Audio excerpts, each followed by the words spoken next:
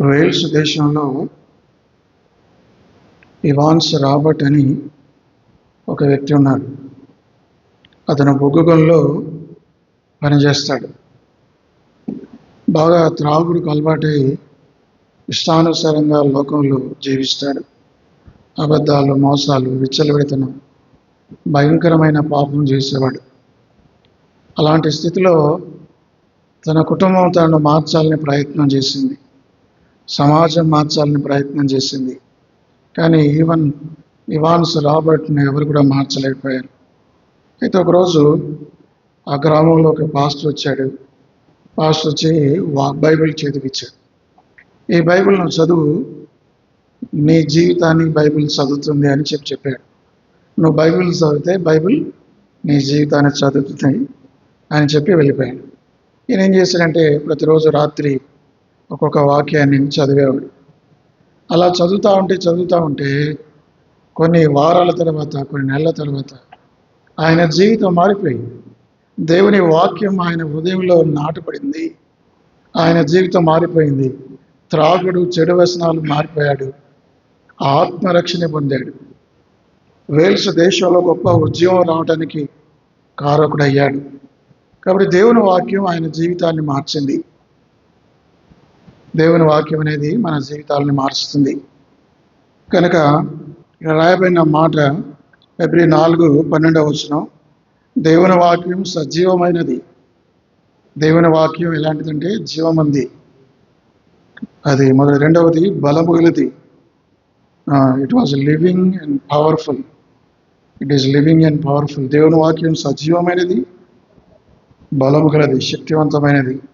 అంత మాత్రమే కాదు, అది ఖడ్గం వంటిది, రెండంచుల ఖడ్గం వంటిదని వ్రాయబడింది. అయితే స్పిరిచువల్ స్వర్డ్ అంటారు దాన్ని. ప్రాణాన్ని, ఆత్మను, కీళ్లను, మూలుగును, హృదయం యొక్క తలంపులను అది దూరుచు శోధించినది. అంత శక్తి ఉంది. దేవుని వాక్యాన్ని మనం చాలా తక్కువ అంచనా వేస్తాం. దేవుని వాక్యానికి ఎంతో శక్తి ఉంది, బలం ఉంది. దేవుని వాక్యాన్ని మనం సరిగా చదవాలి, ధ్యానించాలి, అన్వయించుకోవాలి. తద్వారా మన జీవితం మారిపోతుంది.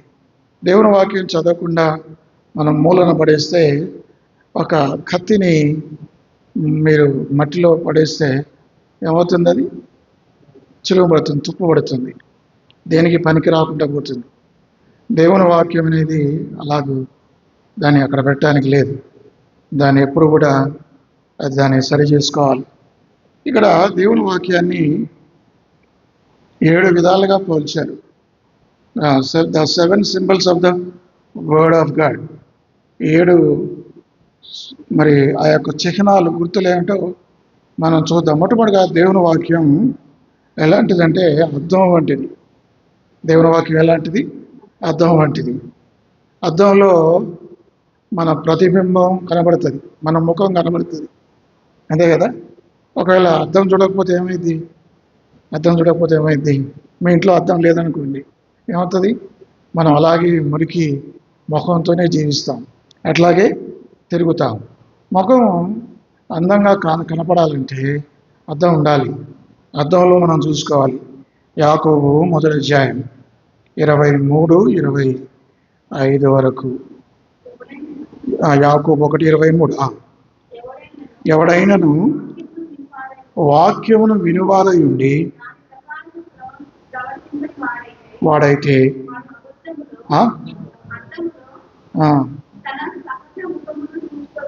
తన సహజ ముఖమును చూచుకొనొచ్చు.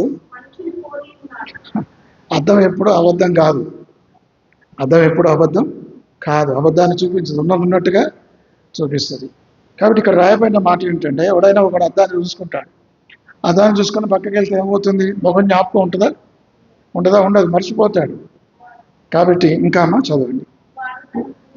వాడు తను చూసుకొని అవతలికి పోయి తానెట్టివాడు వెంటనే మర్చిపోను కదా. కాబట్టి ఈ అద్దం అనేది ఎలాంటిదంటే మన ప్రతిబింబాన్ని చూపిస్తుంది. దేవుని వాక్యం అనే అద్దం అది మన ఆత్మీయతను చూపిస్తుంది, మన జీవితంలో ఉన్న అపవిత్రతను పోగొడుతుంది. కాబట్టి మన జీవితంలో, మన హృదయంలో ఉన్న వాటిని సరి చేసుకోవాలంటే దేవుని వాక్యం అనేది అదేం చేస్తుందంటే మనల్ని సరి చేస్తుంది. కాబట్టి మొట్టమొదటిగా దేవుని వాక్యం ఎలాంటిదట? ఎలాంటిది? అది అద్దం వంటిది.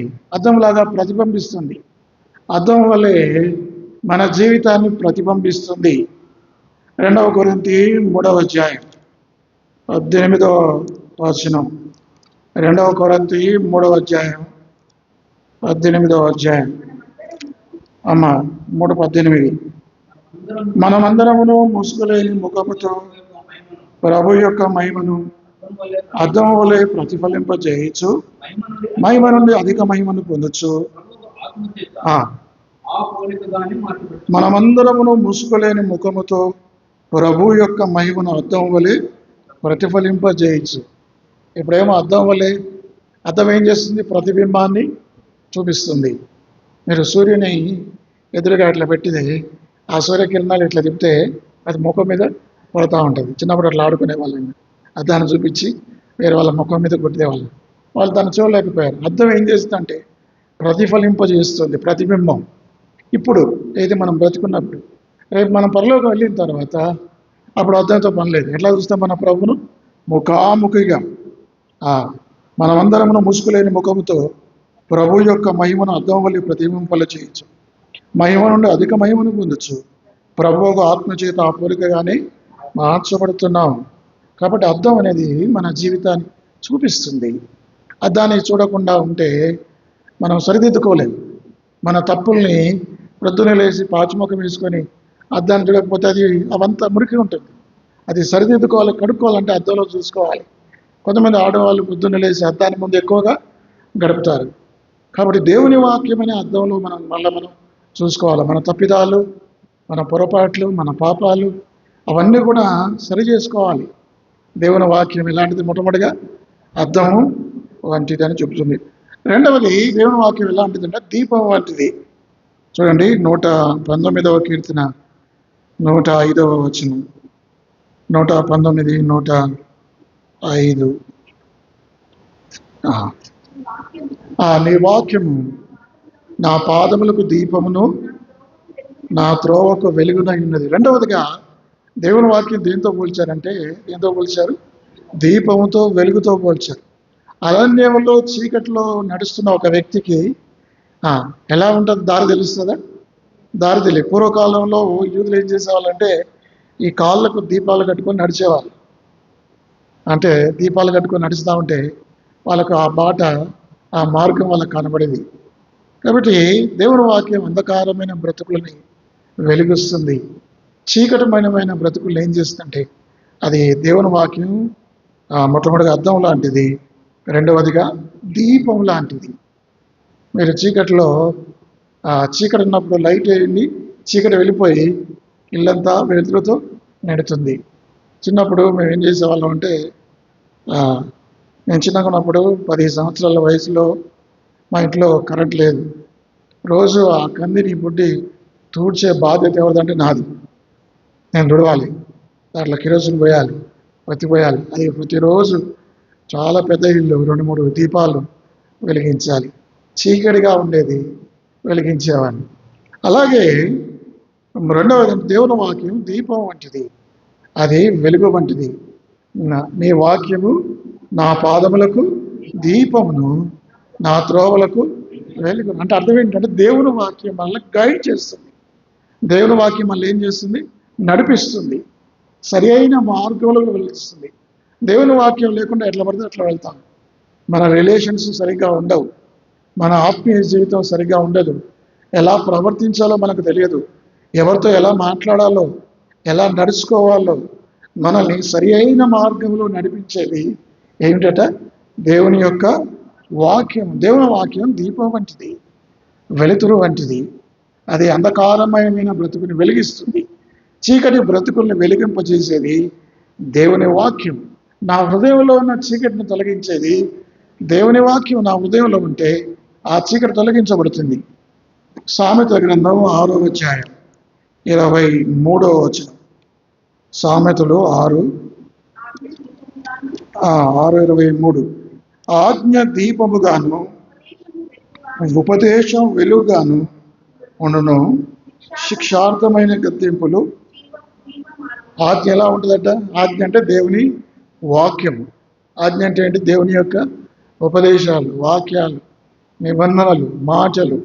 దేవుని వాక్యం ఎలా ఉంటుందంటే అదొక దీపంగా ఉంటుంది. అది రెండవది, దేవుని వాక్యం ఎలా ఉంటుంది? అది ఒక వెలుగుగా ఉంటుంది. మన జీవితాల్ని అది వెలిగిస్తుంది. ఎఫెసీయులకు రాసిన పత్రిక ఎలాంటిది? మన జీవితం ఎలాంటిదంటే మనకు చీకటి బ్రతుకులు మనవి. 5వ అధ్యాయం 8వ వచనం. మీరు పూర్వమందు చీకటి ఇంటిరి, ఇప్పుడైతే ప్రభువునందు వెలుగై ఉన్నారు. మనము చీకటి బ్రతుకులు మనది. మనము చీకటి వారు, మనమే చీకటి. అలాంటి చీకటి ప్రభువునందు ప్రభు మనల్ని వెలుగుమయంగా చేశాడు. యేసుప్రభువు అన్నాడు, మీరు లోకమునకు వెలుగై ఉన్నారు. అంధకారమైన బ్రతుకులు చీకటిమయమైనవి వెలుగుగా మారి. 9వ వచనంలో వెలుగు ఫలము సమస్త విధములైన మంచితనము, నీతి, సత్యమైన వాటిలో కనబడుచున్నది కనుక ప్రభువుకి ఏది ప్రీతికరమైనదో దాన్ని పరీక్షించు వెలుగు సంబంధుల వలె నడుచుకోండి.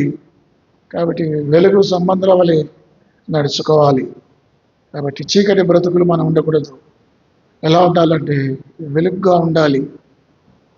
యోహాను సువార్త 3వ అధ్యాయం. యోహాను సువార్త 3వ అధ్యాయం. యోహాను సువార్త 3వ అధ్యాయం దొరికిందమ్మా? 19-20 వచనం.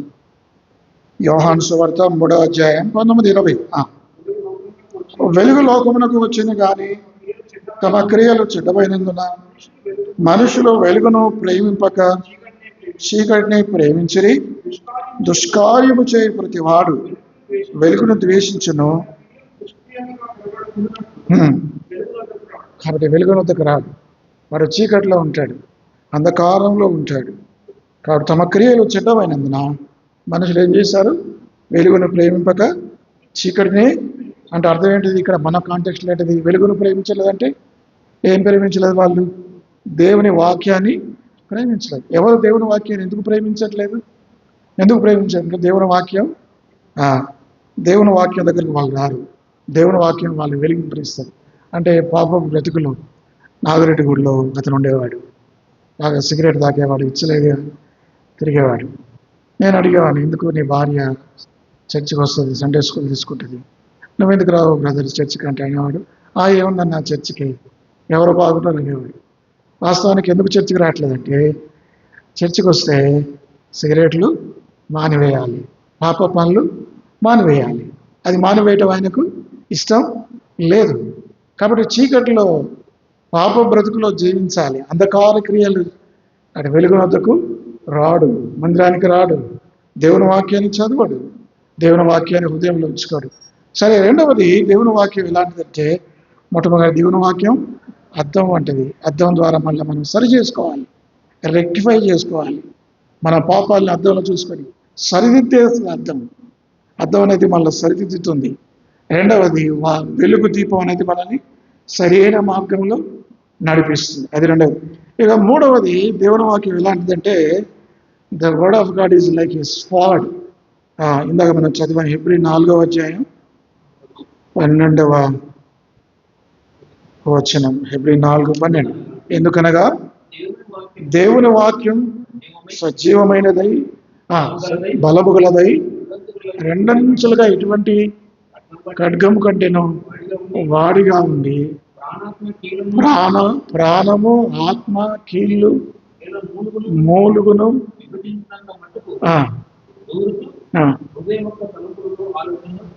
చూసారా? ఈ దేవుని యొక్క వాక్యం అనే ఖడ్గం ఇది షార్ప్ ఎడ్జ్ అంటారు. దీని ఏమంటారంటే షార్ప్ స్వాడ్. మళ్ళీ రెండంతలుగా పదునైన కత్తిది. కాబట్టి ఈ కత్తి ఏం చేస్తుందంటే చీల్చివేస్తుంది. మనలో ఉన్న పాపాన్ని, అబద్ధాలని చీల్చివేస్తుంది. చూడండి, ఎఫెసీయులకు రాసిన పత్రిక 6వ అధ్యాయం 17వ వచనం. ఎఫెసీ 6:17 చదవండి. శిరస్థానమును దేవుని వాక్యమును ఆత్మ ఖడ్గము ధరించుకోండి. కాబట్టి యేసుప్రభు అన్నాడు, ఏమన్నాడు, మీ దగ్గర ఏమన్నా కత్తులు ఉన్నాయా అన్నాడు. ఎవరితోని? గెత్సేమనే తోటలో. వాళ్ళు ఏమన్నారు? ఏమన్నారు వాళ్ళు? మా దగ్గర 2 కత్తులు ఉన్నాయి. 2 కత్తులు ఉంటే 2 కత్తులు తీసుకోమన్నాడు యేసు. ఆ కత్తులను తీసుకోండి అన్నారు. అయితే ఆయన చెప్పింది ఏ కత్తిది? వాక్యం అనే కత్తి. ఆయన అపార్థం చేసుకున్నాడు. ఆ మల్కు అనే దాసుని ఏం చేశాడు? చెవి తెగ నరికాడు. అప్పుడు యేసుప్రభు అన్నాడు, కత్తి పట్టుకున్నవాడు కత్తి చేతని హతమవుతాడు. ఈ రౌడీ షీటర్లు వీళ్ళందరూ కత్తులతో ఎవరైతే చంపుతారో వాళ్ళు అదే కత్తితో చంపబడతారు. కాబట్టి కత్తి అంటే అది కాదు, భౌతికమైన కత్తి కాదు. భౌతికమైన కత్తి ఏం చేస్తుంది? శరీరాన్ని చంపుతుంది. భౌతికమైన కత్తి ఏం చేస్తుంది? శరీరాన్ని చంపుతుంది. కానీ దేవుని వాక్యం అనే ఖడ్గం ఏం చేస్తుంది? ఆ ఆత్మను, వాక్యము ఆత్మను అంటే అది పొడుస్తుంది, హృదయం లోపల పొడుస్తుంది. చూడండి, అపోస్తుల కార్యములు 2వ అధ్యాయం. దేవుని వాక్యం ఎట్లా పొడుస్తుంది? అపోస్తుల కార్యం 2వ అధ్యాయం 38వ వచనమా 37. వారి మాట విని హృదయంలో నొచ్చుకొని, సహోదరులారా మేమేమి చేతుమని పేతురును కడమ అపోస్తలును హృదయంలో ఏం చేశారు? వాళ్ళు నొచ్చుకున్నారు. కింద ఫుట్ నోట్లు ఏముంది? పొడవబడ్డారు. కానీ ఇదే పేతురు యేసుప్రభు వారు బ్రతుకున్నప్పుడు ఏ కత్తిని ఉపయోగించాడు? భౌతికమైన కత్తిని ఉపయోగించి ఒక వ్యక్తిని చంపబోయాడు. కానీ తర్వాత తెలుసుకున్నా, అయ్యయ్యో నేను చాలా పొరపాటు చేశాను, నేను వాడవలసింది ఈ కత్తి కాదు. ఏం కత్తిది? దేవుని వాక్యం అనే కత్తి ఉపయోగించి ఒక్క దినాన మరి ఎంతమంది రక్షణ పొందడానికి కారణమయ్యాడు? 3,000 మంది ఇంచుమించు ఆ దినం బాప్టిసం పొందారు. కాబట్టి భౌతికమైన కత్తి మనిషిని చంపుతుంది. దేవుని వాక్యం అనే కత్తి మనిషిని ఆత్మను బ్రతికిస్తుంది. అది నిత్య జీవాన్ని ఇస్తుంది. అది పరలోకానికి చేరుస్తుంది. కాబట్టి అబద్ధాలని, సైతాను యొక్క కుతంత్రాలని దేవుని వాక్యం ఎదిరిస్తుంది అనే దేవుని వాక్యం ఉంది. కాబట్టి దేవుని వాక్యానికి అటువంటి శక్తి ఉంది. మొట్టమొదటిగా దేవుని వాక్యం ఎలాంటిది? అద్దం వంటిది. రెండవది దేవుని వాక్యం దీపం వంటిది, వెలుగు వంటిది. మూడవది దేవుని వాక్యం కత్తి వంటిది, ఖడ్గం వంటిది. అది చీల్చివేస్తుంది, హృదయాన్ని చీల్చివేస్తుంది, పాపాన్ని, అబద్ధాలని ఖండించి వేస్తుంది. కాబట్టి దేవుని వాక్యమైన ఆత్మ ఖడ్గాన్ని మనం ధరించాలి. ధరించి శత్రువైన అపవాదిని ఓడించాలి. అది మూడవది. నాలుగవది, దేవుని వాక్యం ఎలాంటిదంటే లూకా సువార్త 8వ అధ్యాయం 11వ వచనం. లూకా 8:11.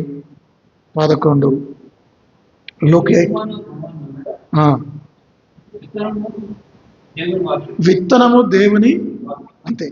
The word of God is a seed. ఏంటది? దేవుని వాక్యం ఏంటిది? విత్తనం. ఎందుకు దేవుని వాక్యాన్ని విత్తనంతో పోల్చారు?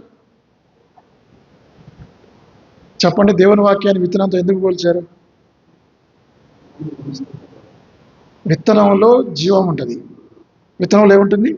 జీవం ఉంటుంది. ఆ విత్తనాన్ని మీరు విత్తినప్పుడు అందులోంచి జీవం వస్తుంది, అది చిగురిస్తుంది, మొక్క అవుతుంది, మానవుతుంది, మహావృక్షం అవుతుంది, ఫలిస్తుంది. కాబట్టి దేవుని వాక్యం విత్తనం లాంటిది అనే సంగతి మనం గ్రహించాలి. అది ఫలిస్తుంది, ఫలభరితమైన జీవితం. మీకు తెలుసు విత్తవాని గురించి కదా. మంచి నేలన విత్తబడిన వాడు 30 60 100 ఫలిస్తాడు. దేవుని వాక్యం అనే విత్తనం మన హృదయాలలో నాటాలి. ఈ హృదయం ఎలాంటిదంటే, ఎండాకాలం పొలం ఎట్లా ఉంటుంది? ఎండాకాలం పొలం ఎట్లా ఉంటుంది? బీడు భూములు, ఎండిపోయిన భూములు. అది ఆకాశం నుంచి మృగశిరకాలతో వర్షం పడ్డప్పుడు రైతు ఏం చేస్తాడు? నాగలతో పొలాన్ని దున్నుతాడు. ఏ బుద్ధిహీనుడు పొలాన్ని దున్నుకోకుండా విత్తనాన్ని విత్తడు. ఒకవేళ విత్తినా అది లోపలికి వెళ్ళదు. లోపలికి వెళ్ళకపోతే అది మొలవదు, అది ఎండిపోతుంది. అలాగే దేవుని వాక్యమనే విత్తనము, హృదయం అనే పొలము దున్నబడాలి. It must be flown. మన హృదయం దున్నబడితే ఇది మెత్తనం చేయబడాలి, చదును చేయబడాలి. ఈ హృదయం అనే పొలములు విత్తనం, దేవుని వాక్యం అనే విత్తనం విత్తినప్పుడు యాకోబు 1వ అధ్యాయం, యాకోబు 21 ఇక్కడ ఉందాం మా మాటలు 21 అందుచేత సమస్త కల్మషమును విర్రవేయుచున్న దుష్టత్వమును మాని లోపల నాటబడి మీ ఆత్మలను రక్షించుటకు శక్తిగల వాక్యమును సాత్వికంతో లోపల నాటబడి అంటే ఏ లోపల చెప్పండి, హృదయము లోపల. విత్తనము భూమి లోపల నాటబడినప్పుడే అది ఫలిస్తుంది కదా, చెట్టు అవుతుంది, ఫలాలు వస్తాయి. ఒక విత్తనం మనం విత్తితే, ఒక వేరుశనగ లేకపోతే ఒక యాపిల్ పండు మనం విత్తితే చెట్టు అయిన తర్వాత ఎన్నో విత్తనాలు, ఎన్నో ఫలాలు వస్తాయి. మనం ఒకటి విత్తే ఒకటే వస్తుందా? అలాగే ఫలభరితమైన జీవితం దేవుని వాక్యం విత్తనం లాంటిది. ఆ విత్తనం హృదయంలో నాటబడినప్పుడు అది లోపల నాటబడి విర్రవేగుచున్నామా మీ ఆత్మను రక్షించుటకు. మన ఆత్మలు రక్షించబడతాయి శక్తిగల వాక్యం. కాబట్టి చూడండి, 1 పేతురు 1వ అధ్యాయం 1 పేతురు 2వ అధ్యాయం 1 పేతురు 23వ వచనం. 1 పేతురు 1వ అధ్యాయం 22వ వచనం. మీరు క్షయబీజం నుండి దొరికిందా? మీరు క్షయబీజం నుండి కాక శాశ్వతమగు జీవము గల దేవుని వాక్యం మూలముగా అక్షయ బీజము నుండి పుట్టింపబడిన వారు. చాలు ఎంత చక్కనమాట. ఆ దేవుని వాక్యం ఎలాంటిది? శాశ్వతమగు జీవము గల దేవుని వాక్యం మూలముగా అక్షయ బీజం. ఇవి క్షయమైన బీజాలు. బీజం అంటే విత్తనం. మనం వేసే వేరుశనగలు లేకపోతే ఇవన్నీ గింజలు, విత్తనాలు క్షయమైపోతాయి, కొంతకాలం పంట ఎండిపోతుంది. కానీ దేవుని వాక్యం అనే విత్తనం ఎలాంటిదంటే అది శాశ్వతమైంది, రెండవది జీవము గలది, మూడవది అక్షయ బీజము, క్షయమైపోదు. అలాంటి అక్షయ బీజం ద్వారా మనం పుట్టింపబడిన వారం, తిరిగి జన్మించాం. ఒక వ్యక్తి ఎలా తిరిగి జన్మిస్తాడు? యేసుప్రభువు అన్నాడు, ఎలా జన్మిస్తాడు? ఒకడు నీటి మూలంగాను ఆత్మ మూలంగాను జన్మించినా తప్ప వాడు దేవుని రాజ్యమును చూడలేడు. అంటే అర్థమైతే దేవుని వాక్యం. నీరు అంటే దేవుని వాక్యం, బాప్తిసం కాదు. నీరు అంటే దేనికి సాదృశ్యం? వాక్యం. దేవుని వాక్యం మూలంగా ఒక వ్యక్తి తిరిగి జన్మిస్తాడు. సరే, ఇప్పుడు ఎన్నోది ఇది? 4వది. దేవుని వాక్యం ఎలాంటిది? విత్తనం లాంటిది. అందులో జీవం ఉంటుంది. ఆ జీవం ఫలింపజేస్తుంది. దేవుని వాక్యం అనే విత్తనం మనం నాటబడాలి. అర్థమైందమ్మా? ఇప్పుడు ఎన్ని చూసాం మనం? 4 చూసాం. 1 అద్దం వంటిది, 2వది దీపం వంటిది, 3వది ఖడ్గం, ఆత్మ ఖడ్గము, వాక్యమని ఖడ్గం వంటిది, 4వది ఎలాంటిదంటే అది విత్తనం వంటిది. ఇప్పుడు 5వది చూద్దాం. 5వది ఎలాంటిదంటే 23 ఇర్మియా గ్రంథం 29వ వచనం. 23 ఇర్మియా గ్రంథం 29. చదవండి, బైబిల్ క్లోజ్ చేయకండి. 23, 29. నా మాట అగ్ని వంటిది కాదా? మొట్టమొదటిది ఏంటంటే నా మాట ఎలాంటిది? అగ్ని వంటిది. The word of God is a fire. అది హృదయం లోపల ఉన్న చెడుతనాన్ని కాల్చివేస్తుంది. మనలో ఉన్న అపవిత్రతను కాల్చి తీసివేసి పవిత్రమైన పరిశుద్ధమైన జీవితాన్ని ఇస్తుంది. దేవుని వాక్యం చదివినవాడు పరిశుద్ధంగా జీవిస్తాడు. అపవిత్రము, మాలిన్యము తీసివేయబడుతుంది కదా. కంసాలి వాడు బంగారంలో ఉన్న మలినాన్ని ఏం చేస్తాడు? ఎట్లా తీసివేస్తాడు మలినాన్ని? అగ్నిలో వేస్తాడు. పుటం వేయబడిన బంగారం అది వేసినప్పుడు అందులో ఉన్న మలినం వెళ్ళిపోతుంది, స్వచ్ఛమైన బంగారం. అలాగే దేవుని వాక్యం అనే ఏంటిది? అగ్ని వంటిది. అగ్ని ఏం చేస్తుందంటే మన హృదయంలో ఉన్న పాపాన్ని కాల్చివేస్తుంది, అపవిత్రతను తీసివేస్తుంది, పవిత్రతను, పరిశుద్ధతను ఇస్తుంది. నిజంగా ఎంత అద్భుతం. కాబట్టి చూడండి ఆ మాటలు. 24 లూకాసు వార్త 24వ అధ్యాయం 32వ వచనం. 24:32 లూకా. అప్పుడు వారు మాట్లాడుచుండగా లేఖనమును మనతో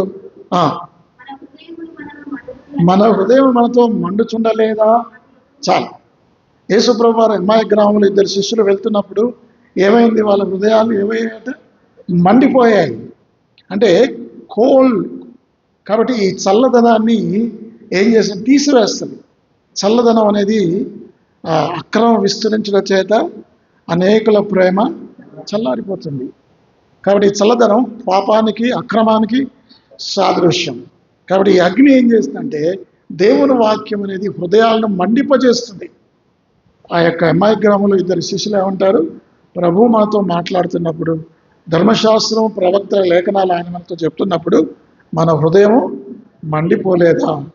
మండింపజేస్తుంది. కాబట్టి మంట తీవ్రత, ఆత్మ తీవ్రత అధికమవుతుంది. ఎన్నోదమ్మా ఇది? 5వది దేవుని వాక్యం ఇలాంటిదట, అగ్ని వంటిది. 6వది దేవుని వాక్యం, the word of God is a hammer, సుత్తె వంటిది. అదే మాట ఇందాక చదివింది. బండను బద్దలు చేయు సుత్తె వంటిది కాదా అంటే అర్థం ఏంటంటే దేవుని వాక్యం మన హృదయాలు రాతి గుండెల్ని దేవుడు ఏం చేస్తాడ?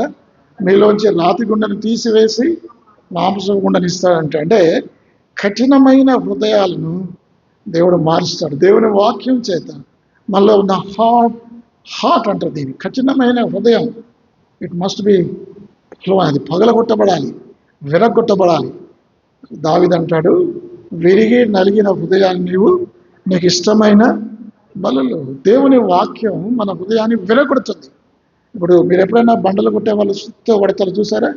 చిన్న సుత్తే కానీ బండలను పగలగొడతారు. వాళ్ళు బండను పగలగొట్టి ఒక మంచి ఇల్లు కడతారు ఆ బండలతో. కాబట్టి అవి బండల వంటివి. హోషేయ గ్రంథం 6వ అధ్యాయం 5వ వచనం. హోషేయ గ్రంథం 6వ అధ్యాయం చదవండి. వేరే వాళ్ళు కూడా చదవండి, ఒకరే అందరూ చదవకండి. హోషేయ 6:5 దొరకలేదా? హోషేయ 6:5. కాబట్టి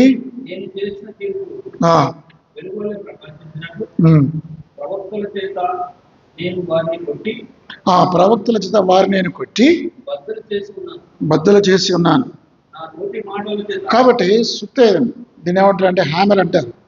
కాబట్టి ఆ సుత్తుతోని కొట్టాలి. దేవుని వాక్యం అని ఆ సుత్తే మరి కఠినమైన హృదయం, మరి రాతి గుండె లాంటిది, దాన్ని పగలగొట్టాలి, మన హృదయాన్ని పగలగొట్టాలి.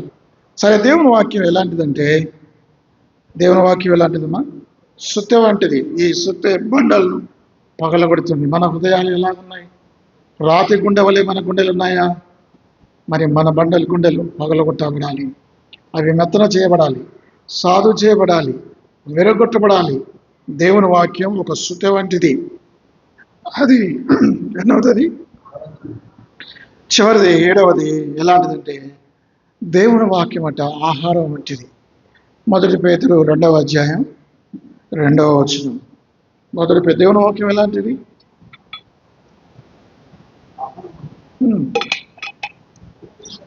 చదవమ్మా. ప్రభు దయాళుడని మీరు రుచి చూచునేడలా సమస్తమైన దుష్టత్వము, సమస్తమైన కపటమును, వేషధారణను, అసూయను మాని పోయిన వారై నిర్మలమైన వాక్యమును. కాబట్టి దేవుని వాక్యం దేంతో పోల్చారు? పాలతో పోల్చారు. చిన్నపిల్లవాడు పాలు, ఒకసారి వాడికి అన్నం పెడితే తింటాడా? తినలేడు, గొంతులో విరుక్కుని చచ్చిపోతాడు. కాబట్టి సులభంగా అరగాలంటే చిన్నపిల్లవాడికి ఏం చేయాలి? పాలు తాగాలి. కాబట్టి పాల కోసం వాడు ఏరుస్తాడు. అలాగే దేవుని వాక్యం ఎలాంటిదంటే పాల వంటిది. మొట్టమొదటిగా దేవుని వాక్యం పాల వంటిది. రెండవది దేవుని వాక్యం ఎలాంటిదంటే అది రొట్టె వంటిది. మత్తయి సువార్త 4వ అధ్యాయం 4వ వచనం. వేరే వాళ్ళు చదవండి. మత్తయి 4:4. అందుకాయన మనుషుడు రొట్టె వల్ల మాత్రము. కాబట్టి దేవుని వాక్యం మొట్టమొదటిగా దేవుని వాక్యం ఎలాంటిదంటే పాల వంటిది. ఏంటిది? పాల వంటిది, పాల వంటిది. రెండవది రొట్టె వంటిది, రొట్టె వంటిది, రొట్టె వంటిది. మూడవది హెబ్రీ పత్రిక 5, హెబ్రీ పత్రిక 5వ అధ్యాయం 12వ వచనం. హెబ్రీ 5:12 చదవండి అమ్మా. వేరే వాళ్ళు చదవండి, అందరూ ఒకసారి చదవండి. 5:12 హెబ్రు 5 కాలమును బట్టి చూసితే మీరు బోధకులుగా ఉండవలసిన వారు ఉండగా దేవోక్తులలో మొదటి మూలపాఠములను ఒకడు మీకు మరలా బోధింపవలసి వచ్చెను. మీరు పాలు త్రాగవలసిన వారు కానీ బలమైన ఆహారం తినేవారు. కాబట్టి పాలు బలమైన ఆహారం, మీట్. 1 కొరింథీ 3:3 అక్కడ 2 అన్నం వంటిదట. మొట్టమొదటిగా దేవుని వాక్యం పాల వంటిది, దేవుని వాక్యం రెట్ట వంటిది, దేవుని వాక్యం బలమైన ఆహారం వంటిది, దేవుని వాక్యం అన్నం వంటిది, దేవుని వాక్యం 105 చదివాను అయితేనా తేనె వంటిది. 103 ఏంటిది అది? దేవుని వాక్యం ఏముందమ్మా? తేనె వంటిదని లేదా? 103 దావీదు ఏముంది? నీ వాక్యములు ఎంతో మధురములు, చూసా, నీ వాక్యములు నా జీవకు మధురములు, అవి నా నోటికి ఎంతో మధురములైనవి. కాబట్టి దేవుని వాక్యం ఎలాంటిదంటే అది ఆహారం వంటిది, అది రొట్టె వంటిది, అది పాల వంటిది, అది తేనె వంటిది. కాబట్టి 7వది ఏమిటంటే ఆ మాట చదవండి. యోబు గ్రంథం 23:12 అంటే ఎలాంటి ఆహారం? దేవుని వాక్యం. యోబు గ్రంథం 23:12 దొరికింది. ఆయన నోటి మాటలను నా స్వాభిప్రాయం కంటే ఎక్కువగా ఎంచుతుంది. చూసారా? కాబట్టి దేవుని మాటలు ఎట్లా ఎంచాడు? నా సొంత అభిప్రాయం కంటే ఎక్కువగా దేవుని నోటి మాటలను మధురంగా తీసుకున్నాడు. కాబట్టి 7 మొట్టమొదటిగా దేవుని వాక్యం ఎలాంటిది? మొట్టమొదటిగా అద్దం వంటిది, 2వది దీపం వంటిది, వెలుగు వంటిది, ఇక 3వది కత్తి వంటిది. దేవుని వాక్యం ఖడ్గం, 2 అంచులు గల వాడి అయిన ఖడ్గము. ఆ ఖడ్గము చేత అపవాదిని ఎదిరించాలి, అది 2వది. 3వది దేవుని వాక్యం విత్తనం వంటిది. దేవుని వాక్యం విత్తనము, దేవుని వాక్యం అది శాశ్వతమగు అక్షయ బీజం, అందులో జీవం ఉంది. కాబట్టి దానివల్ల మనం పుట్టింపబడిన వారం. కాబట్టి అది 4వది. 5వది ఏమిటంటే అది ఎలాంటిది? అగ్ని వంటిది. ఆయన మనతో మాట్లాడుతున్నప్పుడు మన హృదయం మండుచుండలేదా? మనలోని అపవిత్రతను, మాలిన్యాన్ని అగ్ని తీసివేసినట్లుగా బంగారాన్ని మాలిన్యం తీసివేస్తుంది, అపవిత్రత తీసివేస్తుంది. అది అగ్ని వంటిది 5వది. 6వది దేవుని వాక్యం ఎలాంటిది? సుత్తె వంటిది. సుత్తె వలె కఠినమైన హృదయాన్ని మండ కొడుతుంది. మరి దీన్ని ఏమంటారు? గుండె చెదిరిన వారిని కాదు. కాబట్టి చెప్పబడిన మాట. కాబట్టి సుత్తె వంటిది. 7వది ఏంటంటే పాల వంటిది, రొట్టె వంటిది, అన్నం వంటిది, రొట్టె వంటిది, ఆహారం వంటిది, తేనె వంటిది, బలమైన ఆహారం. దేవుని వాక్యం 7 ఉంది. కాబట్టి ఈ వాక్యము ఎలాంటిది? కాబట్టి ఇప్పుడు మనం ఏం చేయాలంటే అద్దం వలె దేవుని వాక్యాన్ని ప్రతిదినం మనం చూసుకోవాలి. అద్దం మన జీవితాన్ని సరి చేస్తుంది. కాబట్టి దేవుని వాక్యాన్ని, అద్దాన్ని ప్రతిదినం చదవాలి, మళ్ళీ సరిదిద్దుకోవాలి. అది మొదటి విషయం. 2వది దేవుని వాక్యం ఎలాంటిదంటే అది సరి అయిన మార్గంలో నడిపిస్తుంది. అది వెలుగు వంటిది, అది దీపం వంటిది. మన సంబంధాలు, మన సత్సంబంధాలు, మన ఆత్మీయ జీవితాన్ని సరి అయిన మార్గంలో నడిపిస్తుంది. దేవుని వాక్యం అది మన ఆత్మను రక్షిస్తుంది. విత్తనంలో జీవం ఉన్నట్లుగా దేవుని వాక్యంలో ఏముంటుంది? జీవం ఉంటుంది. ఇందాక మనం చదివాం కదా, దేవుని వాక్యం సజీవమైనది. ఎలా ఉంటుంది? It's a living and powerful. అందులో జీవం ఉంది. ఆ జీవం వల్ల రక్షిస్తుంది. మన ఆత్మలను దేవుని వాక్యం అనే విత్తనం హృదయంలో నాటబడినప్పుడు అది లోపలికి వెళ్ళి అది మన ఆత్మను రక్షిస్తుంది. అది 4వది. 5వది ఏంటంటే అది మనం చెప్తున్నాం కదా, అగ్ని వంటిది. 6వది సుత్తె వంటిది. 7వది పాల వంటిది, ఆహారం వంటిది. కాబట్టి ఆహారం. ఒకసారి ఈ రెండవ ప్రపంచ యుద్ధంలో ఒక సైనికుడు ఏం చేశాడంటే ఈ బైబిల్ గ్రంథాన్ని ఇక్కడ పెట్టుకున్నాడు. ఈ షెడ్యూల్లో పెట్టుకొని ఇట్లా గుండెలు పెట్టుకున్నాడు. యుద్ధానికి వెళ్తున్నప్పుడు అవతల వ్యక్తులు ఈయన గుండె కాల్చారు. కాలిస్తే ఏమైందంటే ఏం జరిగిందంటే ఆది కాండం లోపలికి వెళ్ళిపోయింది. అది ఏది? వాక్యం. కాబట్టి రెండవది ఆది కాండము, నిర్గమకాండము, లేవ్యాకాండము, సంఖ్యాకాండము. కాబట్టి దేవుని వాక్యం అనేది ఎలాంటిదంటే వ్రాయబడింది. కాబట్టి దేవుని వాక్యం ఎలాంటిది అనేది ఏం చెప్పుకున్నామా మనం? సైనికుడికి క్షమించాలి. సైనికుడికి గుండె గుచ్చుకుంటే అది ఆ తూట ఎట్లా పోయిందంటే బైబిల్లో ఉన్న ఆది కాండం చించుకొని పోయింది. ఆది కాండం అంతా ఎన్ని పేజీలు ఉంటుంది. తర్వాత నిర్గమకాండం లోపలికి పోయింది. లేవియ కాండం లోపలికి పోయి 91వ కీర్తన వరకు పోయి అట్లా ఆగిపోయింది. ఏది? బుల్లెట్. 91వ కీర్తన మొదటి వచనం చూడండి. 91వ కీర్తన అక్కడతో ఆగిపోయింది. అది మహోన్నతుని చాటున నివసించువాడే సర్వశక్తి నీడను విశ్రమించువాడు. కాబట్టి ఈ తూట అనేది అతను చంపకుండా భౌతికమైన జీవితాన్ని కాపాడింది. 91వ కీర్తన వరకు వచ్చి ఆ తర్వాత బైబిల్ తీస్తే ఆ తూట ఎంతవరకు రంగం చేసింది? కరెక్ట్గా 91వ కీర్తన వరకు వచ్చి ఆగిపోయింది. ఒకవేళ బైబిల్ లేకుండా ఏమైంది? అతను ఆ తూట అతని హృదయం గుండెలోకి వెళ్ళిపోయింది, చచ్చిపోయేవాడు. అంటే ఆ తూట అతని ప్రాణం పోకుండా కాపాడింది బైబిల్. రెండవది, ఆ తర్వాత అతను దేవుని వాక్యాన్ని నమ్మాడు, విశ్వసించాడు, ప్రభునందు విశ్వాసం ఉంచాడు. అతని ఆత్మ రక్షించబడింది. దేవుని వాక్యం భౌతికంగా బైబిల్ కాపాడింది, అతని ఆత్మ రక్షించబడింది దేవుని వాక్యం మూలంగా. కాబట్టి దేవుని వాక్యం ఎలాంటిదంటే అది మళ్ళీ కాపాడుతుంది, అది మళ్ళీ బ్రతికిస్తుంది, అది సజీవమైనది. కాబట్టి దేవుని బిడ్డలమైన మనం ఇప్పటిదాకా దేవుని వాక్యం ఎలాంటిదో మనం చూసాం. దేవుని వాక్యం నిర్లక్ష్యం చేయకూడదు.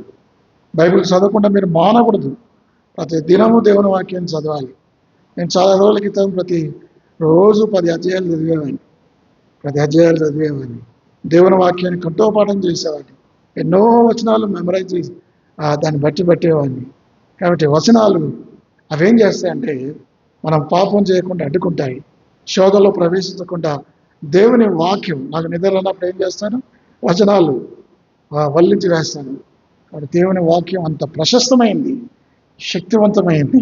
అది పుస్తకం మాత్రమే కాదు, వాక్యం అంటే పుస్తకం మాత్రమే కాదు, ఇది మన జీవితాలని సరిచేస్తుంది. అలాంటి వాక్యాన్ని ఎంతో శ్రద్ధతో మనం ధ్యానించాలి, మన జీవితాలని సరిచేయబడాలి. దేవుని వాక్యం మన బ్రతుకులకు ఆధారం. బ్రతుకది భౌతికంగా బ్రతికిస్తుంది. మనం ఎలా సమాజంలో బ్రతకాలో, ఎలా మాట్లాడాలో, ఎలా వ్యవహరించాలో ఈ బైబిల్ మనకు నేర్పుతుంది. ఆత్మీయంగా ఎలా ఉండాలో, భౌతికంగా ఎలా ఉండాలో మన జీవితాన్ని పూర్తిగా మార్చివేసేది దేవుని వాక్యం. అలాంటి గొప్ప దేవుని వాక్యం మన చేతిలో ఉంది. ఎంత ధన్యులం మనం. మన భాషలో యూదులకు మనం రుణస్థులం. ఈ బైబిల్ మనకి మన చేతులు ఎవరు పెట్టారు? ఈ బైబిల్ రాసింది ఎవరు? యూదులు. ఈ బైబిల్ రాసింది ఎవరు? ప్రపంచానికి ఈ బైబిల్ అందించింది ఎవరు? యూదులు. కాబట్టి యూదులకు మనం రుణస్థులం. కాబట్టి యూదులు ప్రపంచానికి 2 అందించారు. ఒకటి రక్షకుని అందించారు, యేసు ప్రభు వారిని యూదులు రక్షకుని అందించారు లోకానికి. రెండవది దేవుని వాక్యాన్ని వారు అందించారు. ఈ బైబిల్ రాసిందంతా యూదులే, ఒక్క లూకా తప్ప మిగతా ఈ 66 పుస్తకాలు రాసింది ఎవరు? యూదులే. కనుక దేవుని బిడ్డలమైన మనం ఈ బైబిల్ని గట్టిగా పట్టుకుందాం, దేవుని వాక్య ప్రకారం ప్రవర్తిద్దాం. దేవుడి మాటలను